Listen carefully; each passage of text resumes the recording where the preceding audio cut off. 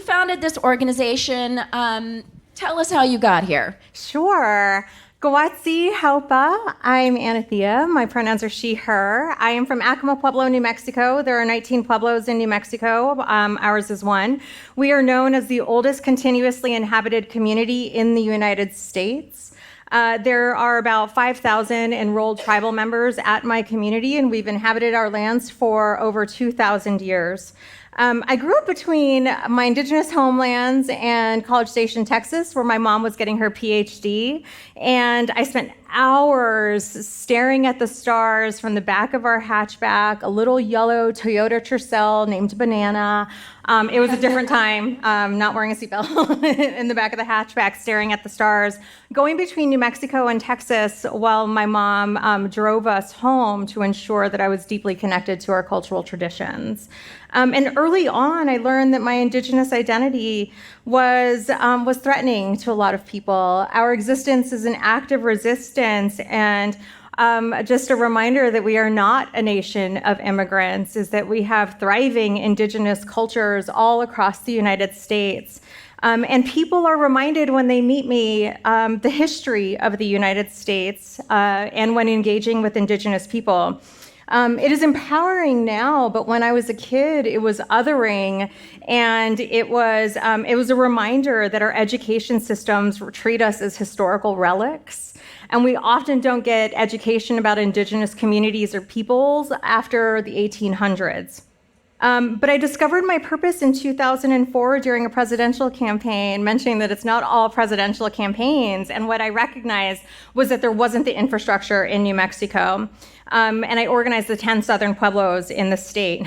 But what struck me was, even in a state where we make up over 10% of the population, that very little people knew about our communities, engaged with our communities, asked us what mattered to our communities. And nationally, we make up about 3% of the population. And in places like Arizona, New Mexico, Montana, we are a very powerful voice. So with an organization like ours, we're creating space for Native leaders to thrive in systems that were not created for us. And to be clear, the Native leaders are not representing only Native communities. We are representing all communities.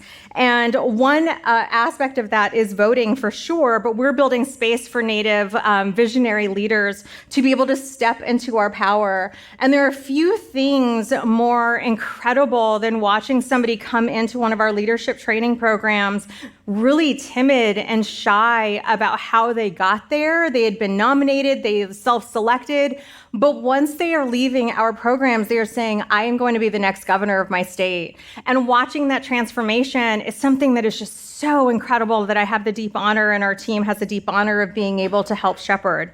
But engaging in systems of democracy is accessible to everyone, and we're building pathways. It's not perfect by any means, but it's progress. And my encouragement to everybody here is to be what you're fighting for. I am fighting for our existence of Indigenous peoples to continue. I'm also fighting for queer people. I am proudly queer. I am fighting for women. I am fighting for joy.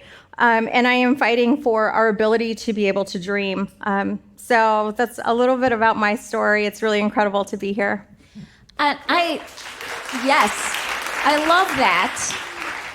And I love the purpose of this organization. And I wonder, let's say you have to kind of make the case for why. I mean, it makes sense that anyone who's Native would buy in to the purpose of this organization.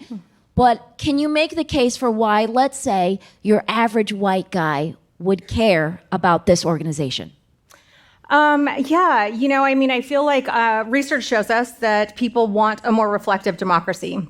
An average white guy has a vested interest in understanding the demographic shift of the country and being able to be a part of that shift and recognizing what it means to be able to have more voices and the value of having different voices, different perspectives in our democracy benefits all consistently over time, over decades, over generations. And so we have many white allies in our community and a part of our organization that are working side by side with Native leaders, with leaders of color, with women, queer people, trans people, beautiful, smart, qualified, capable, viable leaders. And we are witnessing that shift of being able to like see what systems power shift looks like. And it is important that they recognize and that they are starting to recognize the value in being participatory in that. Yeah, I mean, as an Iranian American, I've been fed basically like white stories my whole life. I feel like I totally get it. And I could be a great leader to just white families all over the place. If I had, I mean, if I had for to, office. if I was asked, I mean, I could really hold it down. Okay, and then so here's, and just to, I noticed something about the current race, and whatever side you're on. Kamala does not really address her own race in the election. She kind of famously deflects questions about it.